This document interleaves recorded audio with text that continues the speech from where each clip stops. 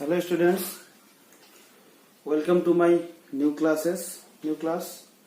So today I am going to explain about limiting reactant. Today my topic is limiting reactant or limiting reagent. আজি আমার আলোচ্য বিষয় হল হিমিতকারী বিকারক. What is limiting reactant or what is limiting reagent? Reagent মানে reactant এর মাজৰ পৰাই কোনোবা এটা পদাৰ্থক ৰিয়েজেন্ট বুলি কোৱা হয়. যেটো মূল ৰিয়েক্টেন্ট থাকে আৰু যেটোৰ লগত ৰিয়েক্টেন্টৰ লগত যেটো যোগ কৰা হয় এটোক ৰিয়েজেন্ট বুলি কোৱা হয়. সো হিমিতকাৰী বিকাৰক বুলিলে আমি কি বুজো?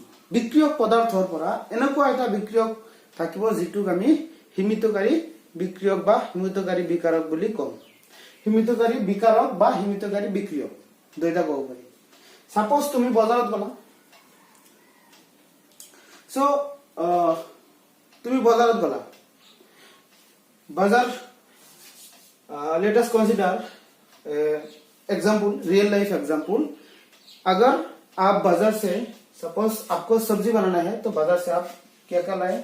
2 किलोग्राम ऑयल लाए, 2 किलोग्राम मीठा तेल, 2 केजी मीठा तेल आनिले, 2 किलोग्राम ऑयल लाए, 2 किलोग्राम 2 केजी 2 केजी आप लाए फिश, आप मछली लाए 2 केजी, और आप 250 ग्राम पोटैटो लाए. पोटैटो आप पोटैटो कितना लाए? 250 ग्राम. ऑयल लाए कितना? 2 केजी, और you can write 2 litre also. 2 litre oil लाए, 2 किलोग्राम फिश आप लेके आइए, और आप ऑनियन लाए 2 किलोग्राम ऑनियन प्याज, अब कांदा लेके आइए 2 किलोग्राम, और जितना भी सामान चाहिए आपको सब्जी बनाने के लिए सब बाजार से लेके आइए. आप लेके आया तो अब क्या होगा? आपको क्या बनाना है? सब्जी बनाना है. कितना आदमी का सब्जी? 3 आदमी या 4 आदमी खाएंगे आप लोग. तो सब्जी कौन तय करेगा? ऑयल, फिश, पोटैटो और ऑनियन कौन तय करेगा? सब्जी कितना होगा? ऑब्वियसली इसके ऊपर डिपेंड करेगा सब्जी कितना होगा. 250 গ্রাম পটাটোয়ে পটাটোয়ে তোমার নির্ণয় কৰিব সবজি কিমান কিলো হ'ব. এতিয়া কথাটো হল 250 ग्राम पोटैटो में 2 किलोग्राम फिश नहीं चाहिए हमको, 2 लीटर ऑयल भी नहीं चाहिए, 2 किलोग्राम ऑनियन भी नहीं चाहिए, स्पाइस भी थोड़ा थोड़ा चाहिए हमको. तो हमको क्या चाहिए? हमको 4 आदमी या 3 आदमी या 2 आदमी का सब्जी बनाना है. वो किसके ऊपर डिपेंड करेगा? वो डिपेंड करेगा इस पोटैटो के ऊपर. पोटैटो आप कितना लाए? 250 ग्राम. सो 250 ग्राम पोटैटो आप पूरी तरह से सब्जी में डाल देंगे, और 2 किलोग्राम ऑनियन, इतने 250 ग्राम पोटैटो में 2 किलोग्राम ऑनियन आपको नहीं चाहिए, 2 किलोग्राम फिश भी नहीं चाहिए, 2 लीटर ऑयल भी नहीं चाहिए. तार माने घटनाটো হল আমি সবজি যে বনাবা, তুমি সবজি যে বনাবা, সবজি কার ওপৰত নিৰ্ভৰ কৰিব? কিমানখিনি আঞ্জা হ'ব, কিমানখিনি সবজি হ'ব এটো নিৰ্ভৰ কৰিব কিমান কেইটা তুমি পটেটো আনিছে, কিমানটা আলু বজাৰৰ পৰা আনিছে. 250 গ্ৰাম আলু আনিছো আমি. 250 গ্ৰাম আলু বনাওতে কেতিয়াও 2 লিটাৰ তেল নালাগে. সিম্পল এটো যিয়ে জীৱনত পাকঘৰত যোৱা নাই তেও জানিব এটো.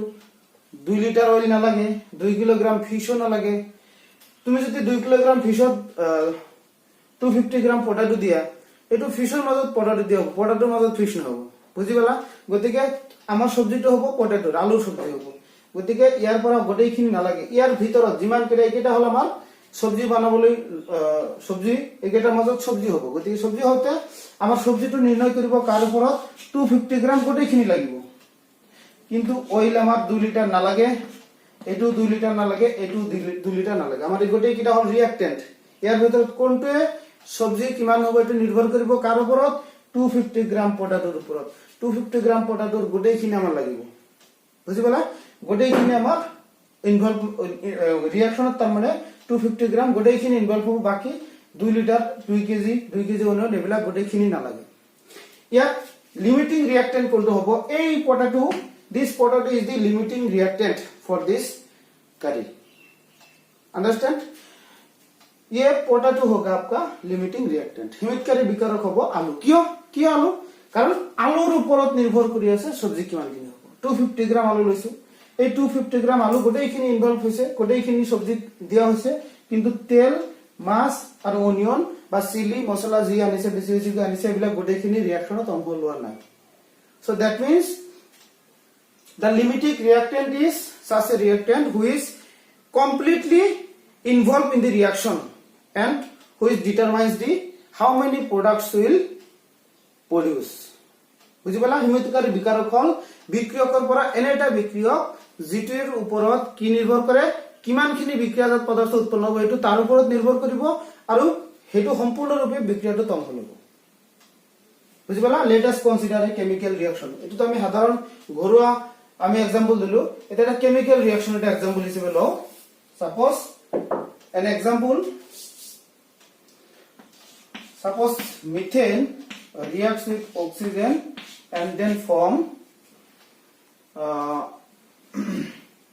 carbon dioxide and water. এটো ব্যালেন্স রিঅ্যাকশন হ'ব লাগিব, এটো 2 লাগিব, এটো 2 লাগিব। In a chemical balance reaction, in a balanced chemical reaction,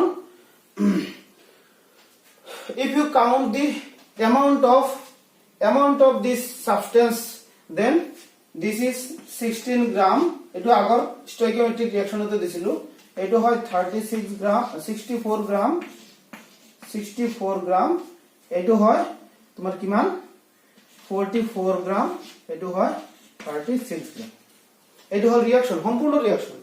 মানে 16 গ্রাম মিথেন কমপ্লিটলি রিঅ্যাকশন হবলৈ তোমার 64 গ্রাম কি লাগে, অক্সিজেন লাগে। বুঝি পালা? আৰু প্রোডাক্ট দিছে কোনে 44 গ্রাম प्रोडक्ट और 36 ग्राम एटू दिसे। এতিয়া आइए हम देखते हैं इसमें लिमिटिंग रिएक्टेंट क्या है। इसमें कोई भी लिमिटिंग रिएक्टेंट कोई भी नहीं है, because this two reactants are completely react with each other. तार माने 64 ग्राम অক্সিজেনৰ লগত মিথেন লাগিব 16 গ্ৰাম, এখিনি সম্পূৰ্ণৰূপে ৰিएक्शनটো হ'ব এখিনি লাগিব।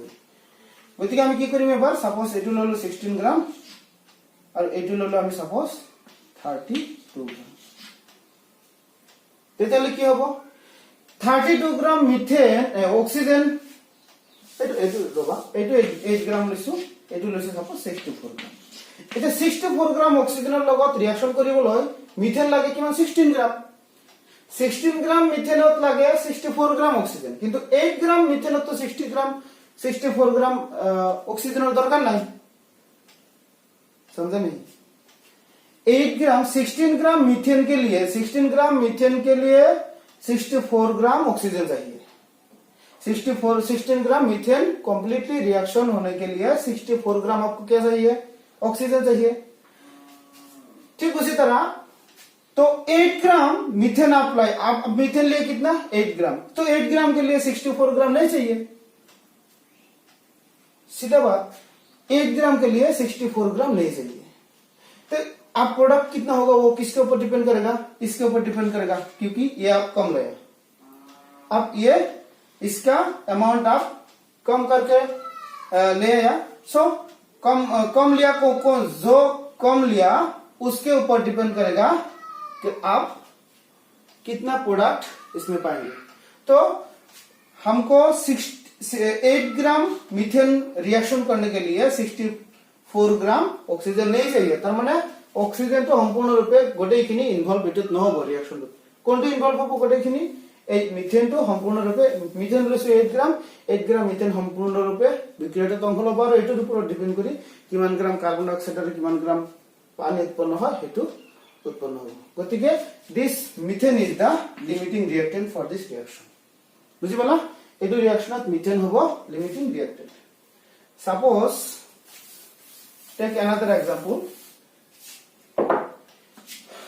hydrogen reacts with nitrogen. Hydrogen reacts with nitrogen and produce ammonia 2 3. Suppose এটো আমি কি লৈছো 3 মোল হিসাবে লৈছো। 3 মোল অক্সিজেনে হাইড্রোজেনে 1 মোল নাইট্রোজেনের লগত রিঅ্যাকশন কৰি 2 মোল কি প্ৰডিউস কৰিছে, 2 মোল অ্যামোনিয়া প্ৰডিউস কৰিছে, है ना।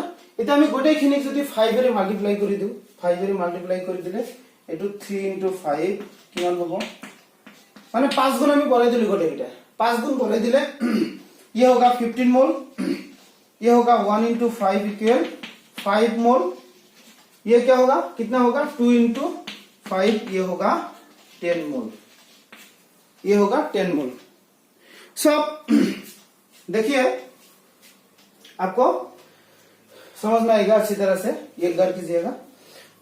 तो 15 मोल हाइड्रोजन 5 मोल नाइट्रोजन के साथ रिएक्शन करके कितना आप कितना अमोनिया पाया 10 मोल अमोनिया पाया, 10 मोल अमोनिया आपको मिला। तो अगर आप इसको चेंज किया तब मैंने आप 3 मोल हाइड्रोजन के साथ हाइड्रोजन रिएक्शन करने के लिए कितना मोल नाइट्रोजन चाहिए 1 मोल नाइट्रोजन चाहिए, तो 15 मोल के लिए कितना चाहिए आपको 10 मोल चाहिए। लेकिन आप क्या लाया आप 10 मोल ही आप सपोज आप 10 मोल हाइड्रोजन लाए 10 मोल हाइड्रोजन लिए और 5 मोल क्या लिए 5 मोल लिए आप नाइट्रोजन 5 मोल नाइट्रोजन। तो आपको 10 मोल हाइड्रोजन के साथ 5 मोल नाइट्रोजन चाहिए कि नहीं चाहिए?